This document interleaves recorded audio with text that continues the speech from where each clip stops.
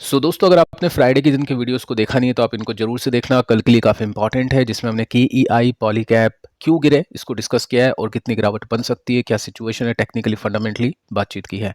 Stock market में क्या बड़ी तेजी आने वाली है, रिवर्सल हो चुका है या फिर नहीं, सब कुछ हमने यहाँ पे डिस्कस किया है। दोस्तों, निफ्टी में रिवर्सल हुआ है या फिर नहीं, इसका आइडिया आपको चल जाएगा पिछले वीडियो में। लेकिन हाँ, कुछ कंपनीज है जिनके स्टॉक्स में काफ़ी अच्छा रिवर्सल हो चुका है और काफ़ी अच्छे वॉल्यूम्स के साथ में स्टॉक्स ऊपर गए हैं। तो यहाँ पे जो भी वेट एंड वॉच करे थे उनके लिए अच्छे मौके हैं और सिचुएशन आप देख सकते हैं सीखने के हिसाब से। किसी भी कंपनी के स्टॉक के लिए कोई भी buy sell call tip recommendation नहीं है। चेकआउट करते हैं, कुछ न्यूज़ भी है काफ़ी इंपॉर्टेंट जो मैं आपके साथ में रखने वाला हूँ। तो जो पहली कंपनी, इसका नाम है जेनटेक। 10% के सर्किट के साथ में स्टॉक ने क्लोज किया। टेक्निकल से पहले मैं आपको बताना चाहूँगा कि स्टॉक Q3 में अंडर परफॉर्म कर चुका है और Q3 के नंबर्स इतने खराब थे कि स्टॉक LC में चला गया था, लोअर सर्किट में चला गया था। 20% के साथ में स्टॉक नीचे गया था और 50-60% के साथ में ऑल टाइम हाई से नीचे आ गया था। तो काफ़ी बड़ी गिरावट थी स्टॉक के प्राइजेस में। और इसमें अगर आप देखोगे तो कंपनी क्या काम करती है, कंपनी काइंड ऑफ एक डिफेंस सेक्टर से बिलोंग करती है, जिसमें ड्रोन, काउंटर ड्रोन और ये सभी, मतलब आप बोल सकते हैं इसकी जो सर्विसेज होती है, जो प्रोडक्ट्स होते हैं, उसके अंदर कंपनी डील करती है, बना के बेचती है, जिसमें डिफेंस में काम में लिया जाता है, सिक्योरिटी फोर्सेस में काम में इसको लिया जाता है। तो काइंड ऑफ हम बोल सकते हैं अभी जो एक काफ़ी हॉट सेक्टर बना हुआ है उससे ये कंपनी बिलोंग करती है और स्टॉक ने काफ़ी अच्छी तेजी दिखाई है, काफ़ी अच्छे रिटर्न्स इन्वेस्टर्स को बना के दिए। उसके पीछे का रीज़न है कंपनी का प्रॉफिट। 3 करोड़ का प्रॉफिट था, बढ़ के 130 करोड़ का होता है, 223 करोड़ का होता है। तो काफ़ी शार्प जंप आप इसमें देख सकते हैं प्रॉफिट की ग्रोथ में। और 10 ईयर में तो आप देखोगे तो 112% की CAGR है। तो चलो ठीक है, ये एक्सपेक्टेशन अपन नहीं कर सकते हैं कि इतने रिटर्न्स वापस से बन जाएंगे। 200 करोड़ का प्रॉफिट एकदम से 20,000 करोड़ का हो जाएगा, तो ये तो पॉसिबल है नहीं। तो कितने की एक्सपेक्टेशन करनी चाहिए, टेक्निकल चार्ट में मैं आपको बताने की कोशिश करूंगा। बाकी देखो, ये भी एक अच्छा डेटा है जिसमें FIs आपको पिछले 3 क्वार्टर से स्टेक को इंक्रीज करते हुए देखने को मिले हैं। प्रमोटर ने बिकवाली की है और FIs ने इसको लिया है, साथ में DIs ने भी इसको बाय किया है। 3% का स्टेक था FIDI का, जो कि बढ़ के 8-9% का हो चुका है। पब्लिक ने यहाँ पे बेचा है। तो सिचुएशन काफ़ी सही है। अगर मैं इसको आपको बताना चाहूँ, रिस्की कंपनी की कैटेगरी के अंदर, अगर आपको डिफेंस में कुछ देखना है या टेक्निकली अगर आपको पिक करना है स्टॉक।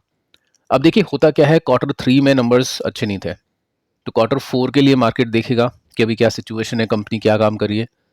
तो आप देखोगे फरवरी की न्यूज़ है, कंपनी ने $10 मिलियन इन्वेस्ट किया जेनटेक USA में। कंपनी को एक पेटेंट मिला, पढ़ सकते डिटेल में। और साथ में आप देखोगे तो तीसरा पेटेंट कंपनी को मिला है। तो कंपनी अपना काम बखूबी कर रही है। जस्ट कभी कुछ क्वार्टर के नंबर्स खराब होते हैं, कभी कुछ क्वार्टर के नंबर्स अच्छे होते हैं, क्योंकि इन सभी कंपनीज को ऑर्डर को फुलफिल करना होता है। कभी कभी टाइमली फुलफिल हो जाते हैं, कभी कभी डिले हो जाता है। ये काफ़ी रिस्की बैट है। जो भी मतलब देखना चाहे ये चीज़ आप समझ लेना। और क्योंकि स्टॉक जब 50-60% के साथ में गिरता है तो तेजी भी अच्छी बनती है, वो भी चीज़ आपको पता होनी चाहिए। High risky, high rewarding. और जब गिरने के बाद में इन्वेस्ट किया जाता है ब्रेकआउट पर, रिवर्सल पे, तो डेफिनेटली वहाँ पर रिस्क काफ़ी कम हो जाता है। अब देखो, स्टॉक तो काफ़ी गिरा था, तेजी भी काफ़ी बनी है। और यहाँ से अगर मैं इसकी ऑल टाइम हाई की कैलकुलेशन करूँ तो अभी तो फिलहाल इतनी एक्सपेक्टेशन की जा सकती है। बाकी ब्रेकआउट्स हो गए तो नई तेजी बनेगी, क्योंकि ब्रेकआउट्स के बाद में काफ़ी अच्छी तेजी ये देता है। लेकिन स्टिल अभी अगर हम देखें तो 85% यहाँ से ऊपर है इसका रेसिस्टेंस। ब्रेकआउट कैसे स्पॉट किया, आप देखोगे तो यहाँ पे गिरावट कंप्लीट होती है, उसके बाद में स्टॉक स्लाइटली ऊपर जाना शुरू करता है और यहाँ से इसको एक ब्रेकआउट मिल जाता है। तो देखते दोस्तों इन कमिंग डेज किस तरह से परफॉर्म करता है, बड़ा स्विंग देकर 80% ऊपर जाने की कोशिश कर पाता है या फिर नहीं। बाकी Q4 तो है ही काफ़ी इंपॉर्टेंट, लेकिन हाँ, वैल्यूएशन को देखते हुए मार्केट अभी अच्छा कर रहा है और साथ में एक्सपेक्टेशंस भी काफ़ी अच्छी हो चुकी है अब Q4 से कंपनी के लिए। सेकंड जो कंपनी है ITC होटल्स, इसने काफ़ी अच्छा परफॉर्म किया, 8.5% की तेजी के साथ में स्टॉक ने क्लोजिंग दी है। इसमें क्या रीज़न है स्टॉक के अच्छा करने के पीछे का, आपको पता ही ITC का डीमर्जर हुआ था, जिसमें ITC FMCG ये सब अलग और होटल बिजनेस इसका अलग हो चुका है। पहला जो रीज़न है कि मार्केट मोमेंटम अच्छा है अभी हॉस्पिटलिटी स्टॉक्स में, मतलब जो आप देखोगे बाकी के होटल स्टॉक्स उसकी प्राइजेस काफ़ी अच्छे से इंक्रीज करें, लेमन ट्री हो या इंडियन होटल हो। उसके बाद में आप देखोगे तो ये FTSE वर्ल्ड इंडेक्स के अंदर इंक्लूड हो चुका है, तो उसकी वजह से फंड आता है, तो एक तेजी बनी है। इसके बाद में ग्रोथ पोटेंशियल अच्छा दिख रहा है मार्केट को डीमर्जर होने के बाद में, तो वो भी इसके पीछे का एक रीज़न हम मान सकते हैं। अब देखो फंडामेंटली तो अभी मैं बोलूँगा नहीं कि मुझे बहुत अच्छी लग रही है कंपनी, बट हाँ टेक्निकली स्टॉक अभी अच्छा हो चुका है, क्योंकि पैटर्न आप देखोगे तो रेसिस्टेंस अनचेंज था, लेकिन सपोर्ट इसका ऊपर की तरफ शिफ्ट हुआ। इट मीन्स ब्रेकआउट की एक्सपेक्टेशन, यहाँ पे हुआ ब्रेकआउट, उसके बाद में तेजी बन रही है। तो टेक्निकली स्टॉक अभी काफ़ी अच्छा हो चुका है। जो भी प्लस में ट्रेड करना चाहते हैं, जो भी इन्वेस्टर्स करते हैं, वो ऐसी कंपनीज को ध्यान में देते हैं जिन कंपनीज में अभी फ्रेश ब्रेकआउट हुआ है और ट्रेंड काफ़ी अच्छा हो चुका है। देख सकते हैं वॉल्यूम इसके काफ़ी ह्यूज है। तो इस तरह से अपन ब्रेकआउट्स पकड़ सकते हैं, इस तरह से अपन रिवर्सल्स पकड़ सकते हैं। अभी आगे भी काफ़ी सारी कंपनीज एग्जाम्पल अपन देखने वाले हैं, जिससे भी आपको काफ़ी कुछ सीखने को मिलेगा। के फिनटेक 4% के साथ में तेजी। अब देखो इसमें फ्राइडे के दिन तो अच्छी तेजी बनी, उससे पहले भी अच्छी तेजी बनी थी और उसी समय हुआ था ब्रेकआउट। अब देखो इसको थोड़ा सा डिटेल में देखते हैं। यहाँ पे हम लाइन ड्रॉ करते हैं जिसमें ये सपोर्ट के लेवल्स मिले और ये ब्रेकडाउन करे स्टॉक ने। अब जब ब्रेकडाउन करता है स्टॉक, तो जो पिछला सपोर्ट होता है वही रेसिस्टेंस बन जाता है, मतलब वहीं से प्रॉफिट बुकिंग आती है। अगर प्रॉफिट बुकिंग नहीं आई, वो लेवल टूट गया, तो उसको बोलते हैं ब्रेकआउट। तो यहाँ पे आप देखोगे तो लेवल टूट गया था। इसको थोड़ा सा डिटेल में दिखाऊं। सो देख सकते हैं यहाँ पे प्रॉफिट टेकिंग आ रही थी, यहाँ से बुकिंग होती है, यहाँ से बुकिंग होती है, लेकिन ये लेवल टूट जाता है और उसके बाद में आप देखोगे तो अच्छी खासी तेजी बन रही है। सो यहाँ पे तेजी आने के पीछे का रीज़न क्या है? बिल्कुल सिंपल है। मार्केट अगर अच्छा परफॉर्म करेगा तो mutual fund, industry, stock market companies अच्छा करेगी, तो उसकी जो भी सर्विसेज प्रोवाइडर है, आरटीए सर्विसिंग जो भी देती है कंपनीज, उनके स्टॉक्स में भी तेजी बनेगी। कैम्स ने भी अच्छा किया, सीडीएसएल भी अभी बढ़ रहा है।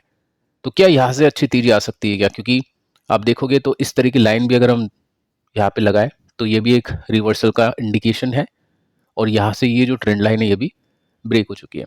तो फिलहाल दोस्तों अभी इसका नियर बाय रेसिस्टेंस यानी प्रॉफिट बुकिंग का जो लेवल है, मैं ऐसे नहीं कर रहा हूँ कि आपको खरीदना है यहाँ पे बुक कर लेना है, ऐसा कुछ नहीं है। सिखा रहा हूँ कि कहाँ पे प्रॉफिट बुकिंग होती है।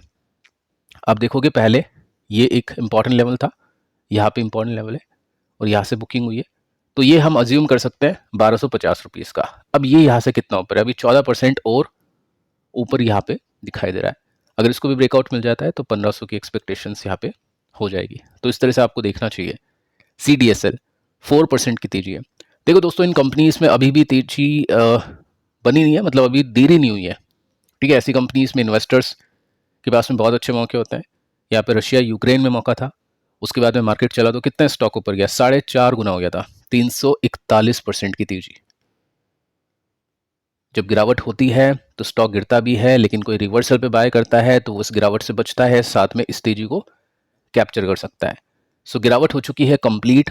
क्या रिवर्सल हुआ है क्या? रिवर्सल से पहले आपको बताना चाहूंगा कि ये स्टॉक अगर ऑल टाइम हाई भी पहुंच जाता है, मतलब इस लेवल पे भी पहुंचता है, ये तेजी नहीं देता है, तो भी यहाँ से 6% ऊपर है। अगर अगली तेजी बनती है तो फिर वो 300-400% की एक्सपेक्टेशन वहाँ पे होगी, अगर ये 2000 को ब्रेक करता है। ठीक है, तो ये चीज़ आप देख सकते हैं। बाकी Q4 तो देखना ही है अपने को, क्या कमेंट्री आती है कंपनीज की, वो भी देखनी काफ़ी इंपॉर्टेंट है। बट अभी जो सिचुएशन है, जो मार्केट आपको बताने की कोशिश कर रहा है, वो ये है। अब कल की डेट में अगर सिचुएशन चेंज होती है, कुछ बैड न्यूज़ आती है, तो उसके हिसाब से मार्केट रिएक्ट करेगा। लेकिन हाँ, इतना हम बोल सकते हैं कि काफ़ी स्टॉक्स गिर चुके हैं ऑलरेडी। हो सकता है थोड़ा सा हमको और टाइम लेना पड़े या फिर लगाना पड़े, बट ऑलरेडी गिरावट काफ़ी अच्छी हो चुकी है और जो वैल्यूशन है काफ़ी कंफर्टेबल हो चुकी है। तो ठीक है, यहाँ पे एक रिवर्सल इसमें स्पॉट हुआ है, और क्योंकि इस डाउन ट्रेंड के साथ में स्टॉक नीचे गिरा था, लेकिन यहाँ से इसको इसने ब्रेक कर दिया है। नेक्स्ट कंपनी एंजल वन, 3.5% की तेजी। तो इसने भी काफ़ी अच्छा परफॉर्म किया। ये भी आप देख सकते हैं कि एक अच्छा पैटर्न बना रहा है। इसके अंदर भी काफ़ी इन्वेस्टर्स ने पोजिशनल ट्रेड करके पैसे कमाए हैं। यहाँ पे तो 100% हुआ था स्टॉक, 1000 का 2000 चल रहा था, यहाँ पे काफ़ी अच्छे स्विंग्स निकले, फिर यहाँ पे अभी स्विंग्स निकल रहे हैं। सपोर्ट अभी बना है 2000 रुपीज़ का, 2000 से यहाँ तक चला गया था स्टॉक और तकरीबन 60% का गेन दिया था। अगर यहाँ से ये अपने रेसिस्टेंस को टच करता है तो 40% की एक्सपेक्टेशन यहाँ पे की जा सकती है। ठीक है, फिलहाल इतनी एक्सपेक्टेशन करेंगे क्योंकि टेक्निकल चार्ट अपने को ये सूचना दे रहे, बताने की कोशिश करे। बाकी नंबर्स अच्छे आते हैं, कमेंट्री अच्छी आती है, खराब आते हैं, तो उस हिसाब से एक्सपेक्टेशंस होगी। बट आज की डेट में मार्केट आपको ये बताने की कोशिश कर रहा है। ठीक है, तो यहाँ पे भी हम देखेंगे तो एक अच्छा खासा रिवर्सल हो चुका है, तो ये भी इन्वेस्टर्स की रडार पे होने वाला है। कैम्प्स देखें, 3% की तेजी। तो ये भी, ये जो सभी कंपनीज है, मैं आपको काफ़ी पहले से बताते आ रहा हूँ कि मार्केट जब गिरता है तो ये कंपनीज के स्टॉक्स डेफिनेटली गिरते हैं, लेकिन जब मार्केट रिवर्स होता है तो ये कंपनी के स्टॉक चलते हैं। अब आपके मन में एक क्वेश्चन हो सकता है कि ये तो बहुत नॉर्मल सी बात है कि मार्केट खराब करेगा तो ये कंपनी के स्टॉक खराब करेगा, अच्छा करेगा तो चल जाएगा। ऐसा नहीं है। मार्केट अगर चलता है तो जरूरी नहीं है सभी कंपनीज चल रही है। अभी आप देखोगे काफ़ी सारी कंपनीज़ के स्टॉक्स नीचे हैं, लेकिन मार्केट अगर चलेगा तो ये कंपनी के स्टॉक की चलने की जो पॉसिबिलिटीज़ है ना, वो बाकी कंपनीज़ के कंपैरिजन में ज़्यादा होगी और मार्केट से अच्छी ग्रोथ मिलती है, परसेंटेज यहाँ पे रिटर्न्स मिलता है। तो ऐसी कंपनीज़ को देखना चाहिए। जैसे पिछली बार आपने देखा होगा 2000 से स्टॉक 5000 समथिंग हुआ था, 165% चला था। CDSL और इसके बीच में अगर आपको कंपैरिजन करना है तो कैम CDSL के कंपैरिजन में थोड़ा कंसिस्टेंट है, क्योंकि SIPs वगैरह होती है तो उसके अंदर कंसिस्टेंसी मिलती है। बट CDSL में कंसिस्टेंसी कम है तो क्या हुआ, रिटर्न्स ज़्यादा है। तो डिपेंड करता है इन्वेस्टर्स के ऊपर कि उसको क्या पसंद है या फिर किस तरह की इन्वेस्टिंग अपॉर्चुनिटीज़ को देखना है। यहाँ पे भी आप देखोगे तो इसको ब्रेकआउट मिले कुछ टाइम हो चुका है, उसके बाद में अच्छी तेजी बन रही है, काफ़ी अच्छा परफॉर्म करा है। होम फर्स्ट फाइनेंस, अभी पिछले कुछ दिनों पहले हमने डिस्कस किया था NBFCs को, जिसमें मैंने आपको बताया था कि Q4 से इन्वेस्टर्स की एक्सपेक्टेशन काफ़ी अच्छी है इन कंपनीज़ को लेकर जो कि NBFCs हैं। NBFCs में बजाज फाइनेंस अभी इस वीडियो में है नहीं, लेकिन आपको पता ही है काफ़ी अच्छा परफॉर्म किया, 9000 टच कर गया था बजाज फाइनेंस, उसके बाद में थोड़ी प्रॉफिट बुकिंग आई थी, तो ब्रेकआउट हो चुका है, सिचुएशन अच्छी है, स्ट्रक्चर अच्छा है NBFCs का। चोला फाइनेंस है, ऑल टाइम हाई पहुंचेगा ऐसा लग रहा है चार्ट को देखते हुए, ठीक है। और ये भी जो कंपनी है काफ़ी अच्छी कंपनी है, हमने देखा है यहाँ पे सपोर्ट बने थे इसके, और इसी सपोर्ट पर मैंने यहाँ पे आपको बताने की कोशिश की थी कि स्टॉक अभी अपने सपोर्ट पर है, क्या यहाँ से रिवर्सल हो चुका है क्या, और स्टॉक अभी ऊपर जाने की तैयारी में है क्या, उसको देखते हैं। तो डेफिनेटली दोस्तों आप देखोगे ना तो यहाँ पे हो चुका है एक रिवर्सल, उसके बाद में एक फ्लैग पैटर्न बना, ब्रेकआउट दे दिया, तो काफ़ी हाई पॉसिबिलिटीज़ है। तो जो भी वेट कर रहे हैं, बहुत अच्छा टाइम है, कोई कॉल नहीं है किसी कंपनी को लेकर। वॉल्यूम अगर आप देखोगे तो 10 मिलियन के आसपास के वॉल्यूम है, और उसके साथ में ये ब्रेकआउट हुआ है। जस्ट मैं आपको सिखा रहा हूँ कि किस तरह से आपको देखना चाहिए कंपनी के चार्ट को, कंपनी की सिचुएशन को, टेक्निकल्स को और साथ में फंडामेंटल्स को। अब देखो कुछ कंपनीज को भी ब्रेकआउट मिले हैं जो काफ़ी रिस्की है, 13% की तेजी। अब इतनी सारी कंपनीज जब अपने पास में होती है ना, तो उसके अंदर अपने पास में ऑप्शंस होते हैं कि अपने को कहाँ पे कन्विक्शन है, किस सेक्टर की पकड़ ज़्यादा है, क्योंकि आप कंपेयर करोगे तभी तो आप कुछ देख पाओगे। तो जैसे इस कंपनी के स्टॉक ने भी फाइनली रिवर्सल दिया है, क्योंकि जब से ये कंपनी लिस्ट हुई है, कितना टाइम हो चुका है इसको, काफ़ी टाइम हो चुका है, 1.5 साल 2 साल समथिंग अराउंड इसमें हो चुका है। तब से स्टॉक डाउन ट्रेंड के अंदर है। 450 460 रुपीज़ का इसका हाई था, उसके बाद में गिरते गिरते गिरते स्टॉक काफ़ी नीचे पहुंच गया, और यहाँ से अगर आप देखोगे तो स्टॉक ने अपनी ट्रेंड लाइन को रिवर्सल दे दिया है। अब इसमें थोड़ा सा डिटेल में आपको बताने की कोशिश करूंगा। तो वॉल्यूम्स काफ़ी अच्छे हैं। रीज़न क्या है, किसी को कुछ नहीं पता है, अभी कुछ नहीं पता है कि क्या रीज़न है इसके, क्यों स्टॉक चल रहा है।